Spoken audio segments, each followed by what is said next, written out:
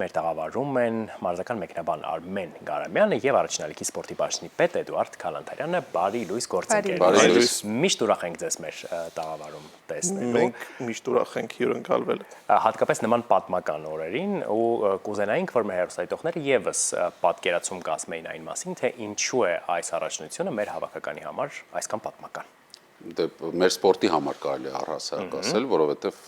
որևէ թիմային մարզաձև այսպիսի հաջողություն չէր գրանցել։ Մեր հավաքականը առաջինն է, որը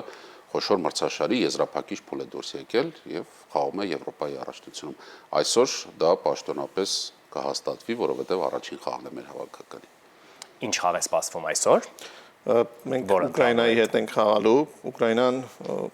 նվեր հավաքական չէ, աշխարհի ուժեղագույն հավաքականներից մեկն է, պաշտոնապես այս պահին աշխարհի երրորդ հավաքականն է, աշխարհարարության բրոնզե մեդալակիրն է։ Ծանր խաղ լինելու, բայց մենք էլ իրենց համար նվեր չենք, որովհետև մենք ընդամենը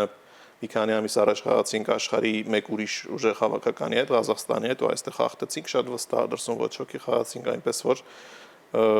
հուսով եմ գոնե դրական արդյունք կլինի, ասել է թե գոնե մեկ միավոր կվաստակենք։ Իսկ այս խմբում այլ ինչ մրցակիցներ այո, մրցակիցներ ունենք եւ արդյոք նրանք էլ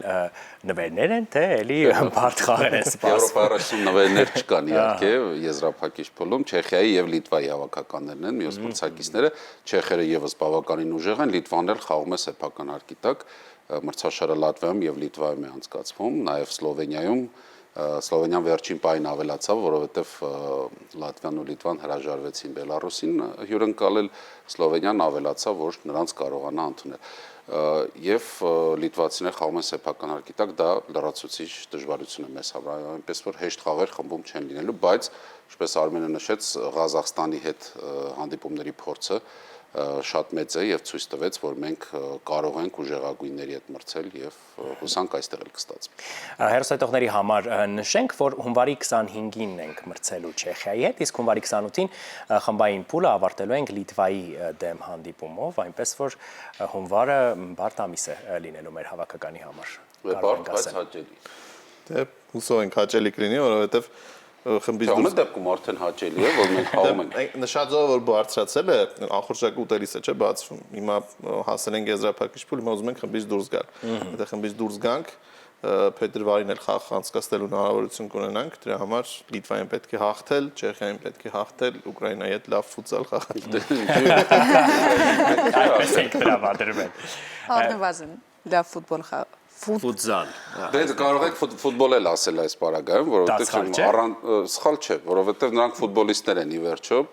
առանձին ասել ֆուտզալիստներ եւ կարելի է, բայց ընդունված է ֆուտբոլիստներ ասել, որովհետև շատերը իրականում ֆուտբոլ են սկզբում խաղում, հետո են ֆուտզալի անցնում։ Հիմա փոխվում է ամեն ինչ եւ աշխարհում շատ երկրներում մեզ մոտ էլ է սկսվել կարիերայի սկզբից ֆուտզալ են խաղում, այսինքն գնում են հենց ֆուտզալով զբաղվելու, բայց որպես կանոն հիմնական ֆուտբոլից է։ Քիչ ծնողներ կան, որ ասում են երեխայից տանեն ֆուտզալի, իհարկե բոլորն ուզում են տանեն ֆուտբոլի, եթե չստացվի ֆուտզալի, դեպ մեր հավաքականում մեկ խաղացող կա Կարագին Մաշուլյանը, ով թե ֆուտբոլում եւ թե ֆուտզալում դարձել է Հայաստանի չեմպիոն։ Ֆուտբոլում բանացի կազմում եւ վերջերս էլ ֆուտզալի ակումբային հարթակում դարձավ չեմպիոն։ Բայց ֆուտզալում մեր հավաքականի վերելքը որպես այդպեսին քիչ տարիների պատմություն ունի, չէ, 2019-20 թվականներից է ակտիվացել որպես այդպեսին սպորտը։ Մինչև այդ կարծես եթե հավաքականի մակարդակով նկատի ունեք, ապա այո, վերջին տարիներին աճը կտրուկ նկատվեց, բայց եթե ակումբային մակարդակով նայենք, շատ վաղուց 2000-ականների կեսերից ես կասեի, որ ֆուտզալը բավականին տարածում ուներ Հայաստանում եւ մենք շատ ուժեղ ակումբ ունեինք Թխալդրիկը, որը մշտապես խաղում էր եվրոպական ասպարեզում։ Մենք ունենք Արմեն Գուլամբարյան, որը եվրոպական ֆուտզալի գլխավոր ըմբարկուներից էր մշտապես, այնպես որ հիմք այն ժամանակ դրվեց, բայց հետո ինչ որ անկում եղավ եւ վերջերս նորից շատ կտրուկ աճ եղավ ու հավաքականը, որը սկզբում համալրված էր օտարերկրացի ֆուտբոլիստներով, այս հաջողությանը չհասավ, իսկ երբ մենք հրաժարվեցինք այդ օտարերկրացիներից եկավ հաջողությունը։ Բրազիլացիների մասին մի քիչ բրազիլացի, պորտուգալացի հրաժարվեցին, որովհետև ստիպեցին հրաժարվել։ UEFA-ն մոտ 6-7 տարի առաջ երբ սկսեց զարգացնել ֆուտզալը, ուզում էր զարգացնել ամբողջ աշխարհում եւ թույլ էր տալիս օտարերկրացիներին գալ տարբեր հավաքականներ եւ խաղալ։ Մենք Վրաստանը տարբեր երկրներ բրազիլացիներ էին վերցնում եւ ուժեղ էին։ Բայց այն երկրները, որոնք իրենց տեղացի կադրերով էին խաղում, իրենց երկրի ներկայացուցիչներով սկսեցին բողոքել, ասին դե այսպես հավասարվում են բոլոր երկրներում բրազիլացիներ են խաղում։ Եվ UEFA-ն արդեն սկսեց ուշադրություն դարձնել օրենքի այդ կետին, հրաժարվեց, ստիպեց, որպեսզի հրաժարվեն հավաքականները, բոլորին թվում էր, թե սա Հայաստանն էլ կքանդվի,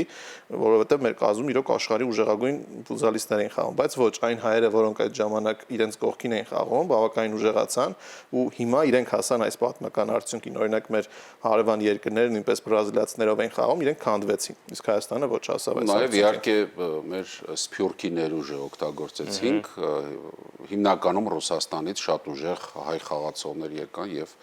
ուժեղացրին մեր հավաքականը։ Մեր տղաների ամրության ու տոկունության մասին բազմաթիվ պատմություններ կան, դա ճիշտ է, որ մի անգամ Դանիայի խաղից առաջ տղաներից մեկը ստացել է վնասվածք, հետո իրեն վիրահատել են եւ հաջորդ օրը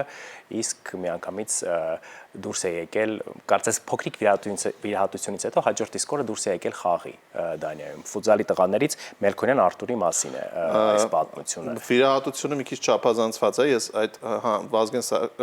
Կարեն Դեմիրճյանի անվան մարզամերգային համալիրում էր այդ խաղը, հիշում եմ, նախավարժանքի ժամանակ, նախախաղային մարզման ժամանակ, եթե չեմ սխալվում, վնասվածք ստացավ ու այնպես էր, որ բժիշկներն ասացին չի խաղալու վաղը։ Չգիտեմ ինչ արեցին, հա, բայց հաջորդ դե ամբողջությամբ չէ, բայց ինչ որ չափով խաղաց, նման պատմություն կա Նիկիտա Խրոմիխի հետ, մեր հավաքականի մեկ այլ ֆուտզալիստի, ով վիրահատվեց ու ասում էին, որ 7-8 ամիս բաց կթողնի։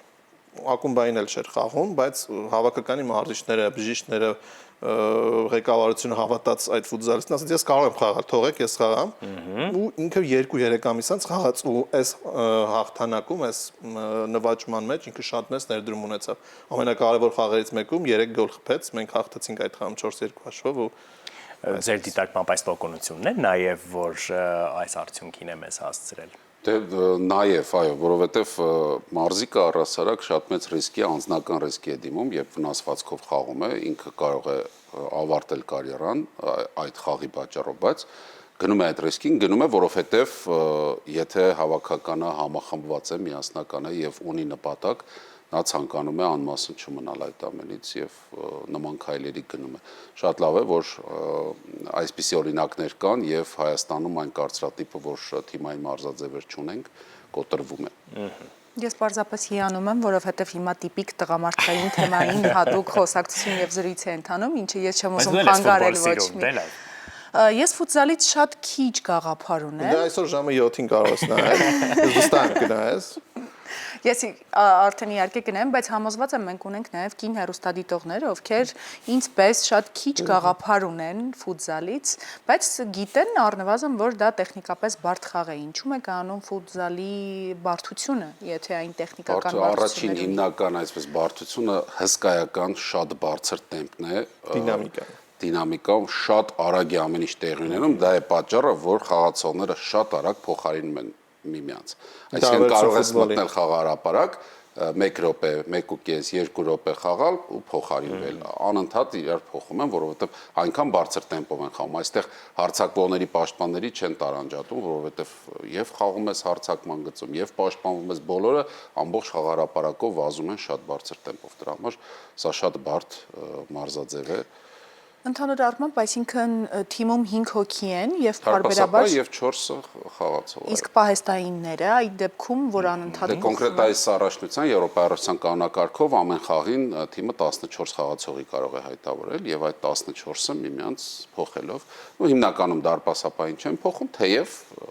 լինում են դեպքեր, երբ դարպասապային 5-րդ խաղացողն է փոխարինում, երբ օրինակ պետք է առանց դարպասապայի խաղալ, բայց շատ խաղացողով գրոհել։ Երբ պարտվում ես, դրա համար առաջարկում եմ այսօր ժամը 7-ին նայել անպայման։ Մանեին Մխոյան մի քանի անգամ ես առավոտ լուսեմ համոզել եմ, որ նա գա ստադիոն խաղ նայի ու նա խոստացել է, հուսով եմ դուք եք խոստանում։ Մի եք խոստանում։ Եթե ինային էլ հիմա համոզեք, միասին գուցե չէ։ Մենք կարծես այսօր երեկոյան ժամը 7-ին դիտելու ենք Հայաստան-Ուկրաինա ֆուտզալի խաղը։ Այդտեղից պետք է սկսել։ ամեն դեպքում։ Եվ ախորժակը կբացվի։ Այո, 16 հավաքական է այս մրցաշարին մասնակցում եւ մենք խոսեցինք մի քանի ոչ նվեր թիմերի մասին, բայց հետաքրքիր է ընդհանուր առմամբ կան ֆավորիտներ մրցաշարում եւ որ երկրների մասին։ Բնականաբար առաջին հերթին իհարկե Իսպանիայի հավաքականը, որը ամենատիտղոսակիրն է Ես կասեմ առաջներտին Պորտուգալիայի հավաքականը։ Դե դու միշտ Պորտուգալիային ես համարում, բայց Իսպանիան 7 անգամ Եվրոպայի չեմպիոն է դարձել, աշխարհի ուժեղագույն հավաքականներից մեկն է։ Նույնը այո, Պորտուգալիայի մասին կարող եմ ասել, բայց այս երկուսից ով կհաղթի, միգուցե Իտալիայի հավաքականը կարող է այնտեղ անակնկալ, թեև իտալացիները առաջին տեղով դուրս չեկան ընտրական խմբից։ Հիմա մի փոքր ավելի հավասարվել են ուժերը, բայց Իսպանիա, Պորտուգալիա երկու հիմնական ֆավորիտներ։ Երբ մենք խոսում ենք ներողություն նվերների մասին, կարևոր էր, որ մենք այսպիսի հավաքականների հետ խմբում չընկնեինք, որովհետև մենք Իսպանիայի հետ ամռան ընկերական խաղեր անցկացրինք, պարտվեցինք այնտեղ, մրցակիցը մեծ արարությամբ հաղթեց, անկեղծ լինենք եւ ասենք, դրա համար կարևոր էր, որ մեզ մոտ